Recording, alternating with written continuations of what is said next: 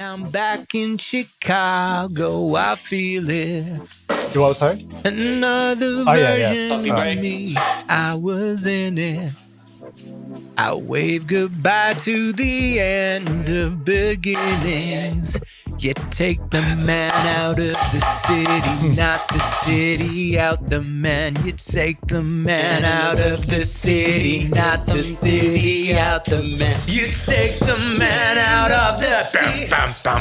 Tune. And when I'm back in Chicago, I feel it. Hot take, I don't know this song. Oh, there you go. It's a big TikTok song. Why is everyone so interested in Oasis again? I know they've got They're touring again. Yeah, I know they're touring again, but were that many people into Oasis when they were like I think band? they just have such like a cult like following and that kind of thing that when they're coming back, like they haven't done it in so long, it's like they're back. Can you name a song from Oasis that's not Champagne Supernova or what's that other one? The Maybe. Wonderwall. Can you name song? No, I thought you were just going to say Wonderwall and I was going to be like, Champagne Supernova. But that was like, they're the only ones I got in my head. Yeah. Liam? But there's an interesting, sorry to cut you off, Liam. There's an interesting thing that I noticed, like Wonderwall is a song, and I think you see this a lot with really popular songs like Old Town Road, where kids love it. Like when that song came out, how old would I have been? 5, 7, something like that. My dad had the Oasis CD and he would play it. And as a 5-year-old, not knowing anything about pop culture, not knowing that it's a popular song, on the CD, I would just make him replay Wonderwall over and over and over again. So I've got no outside influence from what the world is loving. It's just me as a kid. There's just something there in that song where you're like, that is an absolute bop. And so I think with those like maybe kids are stupid. So like songs with like really simple like melodies and catchy melodies just really get stuck in their heads. But I feel like Baby shark, Baby shark, Baby shark. Isn't that the most listened to song on YouTube or something? Oh my God. I think about the people that are just living in mansions who all they do is take the Baby Shark song and then it's the same song and they just put a different animation to it. And it's like 100 million views. If you're getting videos and they've got like hundreds of them posted all in the like hundreds of million views, that's like, I reckon 100 million views is probably like 50 grand in ad revenue. So, release one of those with a different animation every week. And it's just like AI generated bull crap that like they just pump out. That's how you make money. So Nick Percy. Oh, sorry. Yeah. So the OG Baby Shark. Sustainability in coffee. I guess like meeting with him yesterday and going and seeing their roastery was like, it was kind of daunting in a way because I had to agree to some things before I went in. I can't really film while I'm in there, which I really wanted to do, but it ended up not being the case. But to go there was like a very big learning experience. Like I said during the podcast, it's a roaster the size of a house. Yeah. You look really good in a hairnet. Thank you. And just what they're doing, it's not a coffee roastery in a way. It's a factory. Yeah. And like a lot of the staff there, they're not just, workers, they're engineers in a way because the people that, we're back. The people. Liam just got bored and just turned him off. He's like, Sorry. yeah, enough of that. Let's get back to Baby Shark. No, I was just turning off Nick's mic. So yeah, like the you threw me off, Liam. Oh, sorry. You killed me. You were There's daunted by being engineers there. There's ice cream factory. So because the people that came and commissioned the roaster were from Italy, and they came and like actually lived here for 6 months to install the thing and train stuff, and I just found it really, really quite interesting. Yeah, and all the like, obviously from a layman's term, but if there's more, just all that secrecy and that kind of stuff. That's just so people aren't copying what they're doing or knowing. Like, where does all this like hardcore secrecy come from? Well, I wouldn't call it hardcore secrecy because obviously Nick came on, he let me go in and I'm allowed to upload some photos of it and that sort of thing. Yeah. But I think, it's just rather not risking anything with their clients as well. It's right. like, they don't want the smoke, so they just don't let there be any chance of there being smoke. Because he was so informed and like very articulate and had some great stuff, but it's like I could feel there was like a little bit of like, I've got to think about what I'm saying here. I've got to make sure that I'm like showing those lines of like what's okay. Yeah, and like obviously he's got some constraints in things that he can say, and I think he's very he represents the business kind of well, like something that we'd actually don't get a massive insight into as an industry. I just thought when we were planning podcasts out, this would be a really interesting one, and kind of enlightening people on that outside of the specialty bubble. What's it kind of like to produce all this coffee? Yeah, at that scale, I mean, it's one of the biggest commodities in the world that people are having so much of. Like, you need to kind of know and understand that. And it is crazy, like the technology on those larger scales and stuff that's being implemented that we don't look at even in the specialty world. Like even simple stuff like injecting bags with nitrogen so that nitrogen's heavier than oxygen, so it kind of creates like a protective layer around the coffee so that it stays fresher for longer, have longer shelf lives, all those kind of things. Packaging, I mean, that's where all the innovation is going to come from, that bigger side of the industry that will trickle down to us, because as the smaller side of the industry, we don't have the innovation and budgets to be doing that. But those guys, when you get to that scale, have that, and they've taken on really well that responsibility to do better. And so, we'll start to see some of those changes trickle down. And so, pardon me, I was just calculating on my phone just then how much coffee they have capacity to roast in a day with their, so they can operate for 24 hours, but they only operate for 12 currently. Yep. And in 12 hours, they can produce nearly 30 tons of coffee, which is just like astounding. And, a lot of it's automation, and they do all that employing less people than like a, roastery that, I don't know, roast 3 tons sort of thing. So remember the 1 ton Rodeo that can hold up to 1 ton? You need 30 of them. Yeah. 1 ton Rodeo. I need a 1 ton Rodeo. Is that a ute or something? Yeah, it must have just been like a ute that could tow or could hold in the back tray like a ton of weight. But you imagine, I don't know. You imagine sourcing all that coffee, making it like the logistics of making it taste that way. And, he was kind of explaining to me like the challenges of getting a blend to taste that good. Like they get, there's a lot of work that goes into the repeatability of that. It's not just like, oh yeah, that's good enough. Like it is stringent. Yeah. And I guess I'd have to go through stuff. I don't know, like, is it the same coffee that they're just storing year round, or are they having to do like crazy stuff of finding like similar ones? Like, did they dive into that?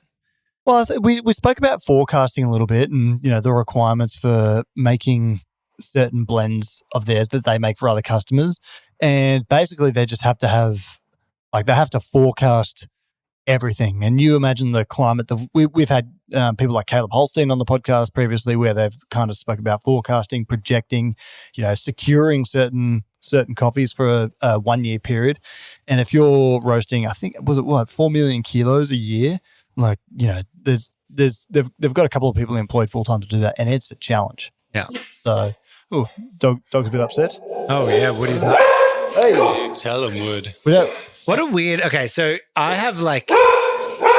So that's my dog Woody. Hey, come here. Hey, come here.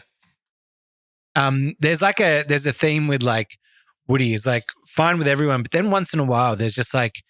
One time he was at like a beer garden. He just spotted someone from across the entire beer garden, 100 people in there, but this one person. And we had to leave because he was just like barking like that and just going. I'm like, he knows something. What were those 2 guys up to that just walked past? I don't know. Dogs do. Yeah. Dogs absolutely do. My sister's dog, Chihuahua, hates males. Yeah. Hates men. Yeah. So, was it a breeder dog or was it a rescue? Breeded. Okay. But it wasn't a rescue. Yeah. Because there are certain dogs that'll just have that. And then sometimes it's based on like abusive past owners and that kind of stuff that it can like carry over. Especially when like I've been to dogs that have just had puppies and it's like any male that comes nearby, they'll go off. But women, they're like, yeah, come over, pick up the dogs, touch them. If your man even goes within like, 5 feet, they're like going off. I was working a few years ago and I went to pat a Jack Russell and I should have known better, but he bit me on the job. Yeah, fair enough. You know what? I was walking to work 2 days ago, last week, and I saw a fox. Oh. Carrying a huge rat in its mouth, just like coming at me. I'm like, God damn, this mangy circle thing. Of life. Oh, it was pretty It looked pretty scary. It came like running towards me. I'm like, I don't want no trouble, man. I don't know. Foxes are pretty cute. You see those ones that are like half domesticated. I'm like, a pet fox would be sick. And they're like, when you like pat them. What does the fox say? They're not the worst looking. I guess they're considered a pest here. They're not the worst looking pests. Yeah. Like, Yeah. I mean, a rat's probably worse. Aesthetically, I'm glad they killed the rat. Yeah. So, I'm surprised that there's, like the middle of the suburbs. Like we live Armadale, and we have there's quite a few foxes that after the later at night, as soon as you go out, you wait for them. They kind of running darting around the city. Yeah, it's insane. Yeah, in the outer suburbs of Melbourne, this will be an interesting one for international listeners. So we're building new suburbs, expanding the city sort of thing. There's still kangaroos like rolling through the joint and jumping into people's backyards, which is not that common thing. And by the way, we don't ride them to school or work here. No, we only take them to the library. And sometimes we have a boxing match with them, but these things happen in every country. Yeah. So just jumping back to Nick, you were talking about sourcing. Mm-hmm. And then it just made me think about sourcing your halal snack pack. Oh. What are the sauces they're popping on there? I don't know if I've ever had one. Well, the holy trinity of a halal snack pack sauce is you want garlic, chili, and barbecue. Yeah. And drizzle all of those on top.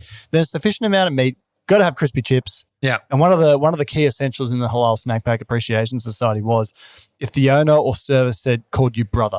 It's kind of like a deal or no deal. That's a hurdle. Throwing up a brother. Ugh. Well, it's not a brother. It's a brother. Yeah. It's a brother. Yeah. It's a brother. Yeah. But I miss those days. That was simpler times. The Halal Snack Pack Appreciation Society. I think the HSP needs to be treated like good nachos as well. They need to be layered.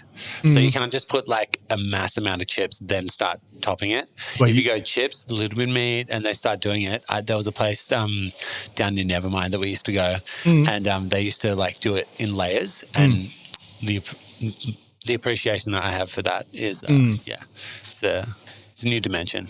It's pretty impressive going back to Nick with like the B Corp and everything they're doing there. It kind of warms my cold dead heart a little bit when you see big companies that are putting in that effort and the time and employing people to kind of make sure that they're following all of that. Because again, him talking about recycling, and you don't legally have to do anything. You can just chuck it all in the bin if you want. But this is something that actually, well, one, there's no regulation on it in Australia, so there's no need to be compliant if they don't want to. So they volunteer to do it, which is obviously great.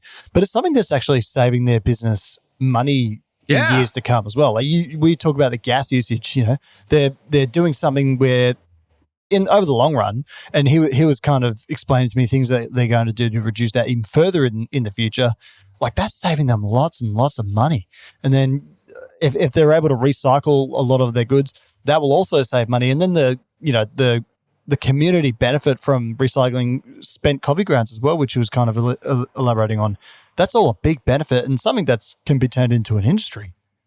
Yeah, absolutely. And teaser for next week, we've got the boys from Rumble that are going to come in, who are also B Corp certified. So we'll hear from the other side of the fence. Well, yeah, and that's kind of like an interesting comparison to draw, right? Because this is a big company and they've got Nick employed, and his job is to basically oversee that certification. But then you got a smaller business that kind of one of the business owners balances, among other things, B Corp certification, which is really hard to get, as Nick explained. That's going to be an interesting point to draw, and I'm really looking forward to asking Joe and Matt about that. Yeah. Now, one thing I wanted to bring up that we were chatting about last time is our Shred Fest and our race to 80. But I wasn't even thinking at the time when you said it, that I'm like 3 kilos heavier than you, and we were having like a race to a number. How's that fair? Well, I mean, if it's any consolation to you, I've not adhered to that in the last week. Yeah, but that's all right. Well, we'll see how we go. I was thinking about it later. I was like, wait, I have to drop 3 extra kilos? You signed up to it. I know. That's what I'm saying. I wasn't. And I think we've got video evidence of that as well. No, weirdly, I was all corrupted. That's an odd thing that just happened. Just that section. I expected this to come up. Yeah, I expected you would say something like this. But I'm not reneging. I'm just pointing out to the listeners, that this is how Kirk plays. He wants to always have the upper hand, take a little shifty way, do it a little dodgy. They call him Dodgy Kirk, and not for the reasons. Ouch. Ouch, that really hurt. But yeah, look, That really hurt. Anyway, I'll commence the shred. The shred. I reckon I'll start running soon. Oh yeah, like, running. You know, when this is one of the things when you're a new business owner. Like I work a lot in the cafe, then do this, and so like it's hard when you get up and when you start work at 6 a.m. to go to the gym beforehand. I hate going to the gym after work. No, you want it to be a morning thing. You want to start your day like, I did it. I've done my thing. People who do it in the afternoon, crazy to me. Yeah. Oh, what, is that lame? I got it. Well, I mean, I can't get myself to.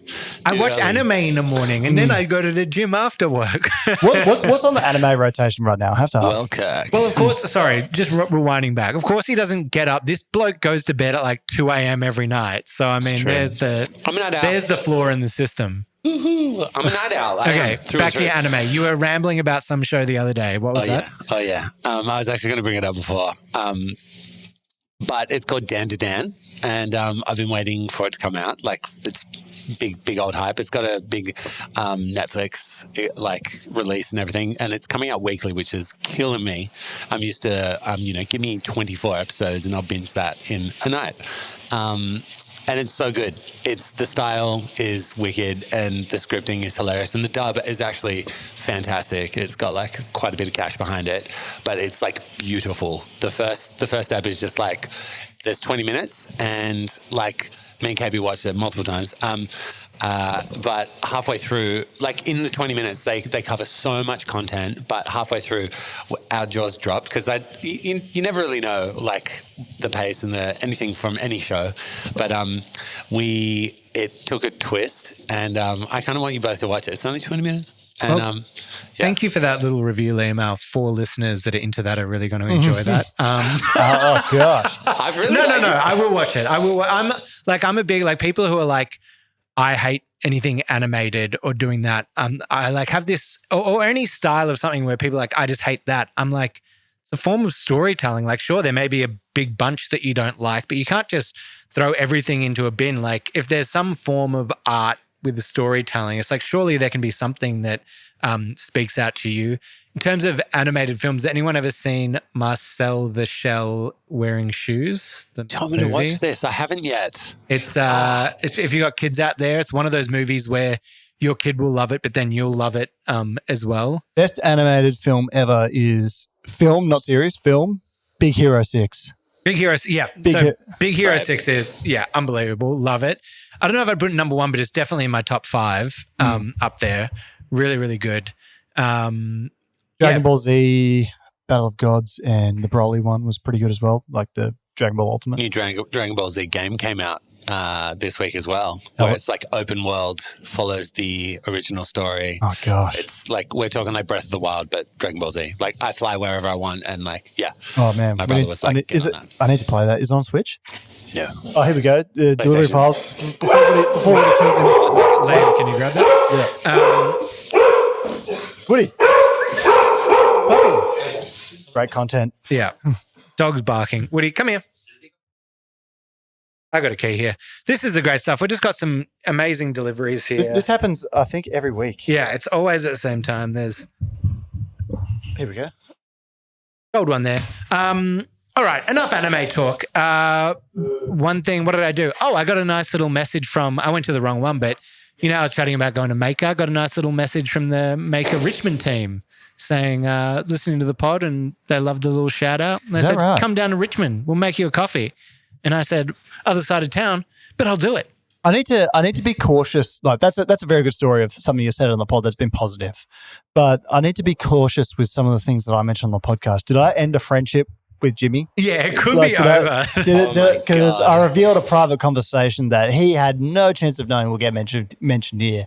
But I just thought it was so unique. He legit broke up with his cafe. Yeah. Like, I mean, I feel like the way you kind of prefaced it, woody hair everywhere, hilarious. Appreciate a little portafilter too. Oh yeah, I got a little portafilter. Portafilter on his keys. I feel like, it seems a bit overkill, right?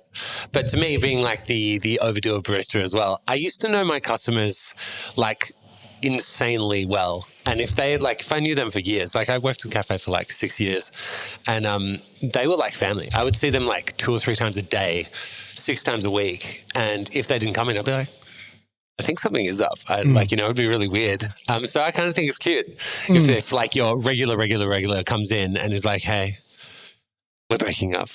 Yeah. Well, imagine the news. Imagine if it was an unexpected breakup too. It's like no warning. You don't get any warning signs, not coming home late, just tough. Tough in many different ways. But yes, a little shout out from them. And then it made me think, I'm like, where should I add next to the coffee stop? Is there anywhere that's been exceptional for you lately? I was thinking of I haven't done it in a while, hitting Bench, maybe the Brunswick Bench. Yeah, well, they've got a great little bakery attached to that. I actually went to Code Black's new site on Flinders Lane on the weekend. Exceptional. Oh, yeah. Yeah, had a really good filter. I think they're the best filter coffee roasters in Melbourne, maybe Australia. They're great. I go to the Brunswick one a fair bit over there, and a couple of the guys in there listen as well. They came up and said they were listening to the pod. So shout out Code Black. Let's get them on. Oh, I'm sure we can get someone from there. Yeah. We'll try and get Tom Hutchins, the Australian Brewers Cup champion. Yeah. World number 4. But they're exceptional roasters of filter coffee. I think they do filter coffee probably better than anyone in Australia. Okay. So that's good to know. I've been having spreezies when I'm down there. So I'll jump in on the filter next time. It's always because I'm just on a quick dash and go. Like I'll just go in like quick double on my way.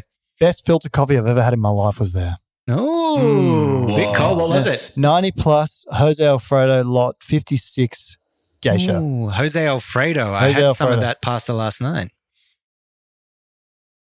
Delicious. You're making fun of my Italian roots again, aren't you? I'm just gonna jump over the table. Alfredo. Just was it a really creamy filter? Just a nice little Alfredo filter? No, it was honestly like just a punch in the face of fruit. Like like how does coffee taste like that? But like a fruit punch. Like a fruit punch. But yeah, it's to date the best filter coffee I've ever had. Oh, well, that's a huge shout out to Code Black. That's amazing. What a call. I kind of want to jump back in on Nick's app and about the hot takes. Woody, come here. He's about to dogs causing mayhem today. Espresso, overrated, overdone. Yeah. I'm with him. And also, Kirky, you were saying like if you're getting a large long black, just get a filter. Yeah, I agree. We've got to can the large long black. I kind of agree. Yeah. I don't agree with the espresso thing though. Yeah. Like that's like to me. Oh, you're on the espresso train? Well, the thing is, we've spoken about this before. The hardest coffee drink to make is an espresso, really. Like not in terms of like the difficulty of doing it, but the success rate, because there's things out of your control that will determine whether it's good or bad. But I just think like it's also one of the best drinks to have when it's done right. Yeah. And just think it's so hard to get a good one. Like that. It is. That's the thing. It is. I don't even try because it's always a little. That's the chase. That's what you're always after. That's what you're running for. Yeah. One thing we've done at our shop is we've installed a magnesium heavy filter on the espresso machine. And we talk about water chemistry a bit on this podcast. We had Simon in, and I know it's a heavy topic, but like having that simple thing is one of the best things we've ever done to improve our coffee. Yeah, and for those that are listening that might not kind of get into that, magnesium, what sides are we going to see to that? Like more sweetness in the coffee, it's going to enhance that sweetness. Yeah, well, Simon Gawthron, the water wizard, kind of explained that to me as like seasoning for coffee. It's kind of like adding salt to a steak. It completes the puzzle. But to jog you back in your memory, like an espresso is probably somewhere between 7.5 to 10% coffee. The rest is water. So like it makes sense. Like if the dominant ingredient is water, to have good quality water. Yeah. So what's the filter like? It's just like a it's a large cartridge that goes on any commercial coffee machine. Okay. So kind of it's like a cylinder in shape. Okay. And it's not like a little tiny filter screen. There's an element of that. So it'll go through a pre-filter that filters out like large objects, in this case particles of whatever. And then so it's almost like it's got low mineral content. Then it goes through the magnesium filter, comes out mineralized with more magnesium, and then you brew your espresso with that. Yeah. Because I was thinking like it's not like a cast iron part where like you're cooking on a cast iron and you get a bit more iron enriched food. I was thinking like I love filter and like a V60. Imagine having like a little magnesium, something that like as you pour it through, it goes through a tiny little, it's just like a thing you add. Wait, I didn't know that cast iron enriches your food with iron. Yeah, it does. So what you cook on? Like you mean flavor wise or nutrient wise? But yeah, okay. Yeah. You get like iron in your food. Yeah, in a good way. Well, on what you were mentioning about water just before that is the Apex Labs minerals have like you can kind of just drop them in after you're brewed. We could do it here, but Jamie Thompson stole the vials. I know. Yeah, what a Oof. And then when he was in the other week, he started dropping to me. He's like, "Oh, they actually sent me my first pack, which I haven't had before." I'm like, "You took mine. What are you talking about?" Yeah. Well, I mean, Jamie probably listened to this. This is a call out. I want my Apex minerals back. or Simon, have you got any Apex spare? Yeah, or Simon. Well, there's not much of a grudge there with the Simon. He's just probably lovely and will do it. Yeah, perhaps. He's an absolute legend, but Sure. we'll get him back. We'll get him back. Absolutely. Well, I thought that was great having those guys in. I'm excited to get Rumble in next week. We'll chat a bit more about the B cert and that kind of stuff there, but also Rumble.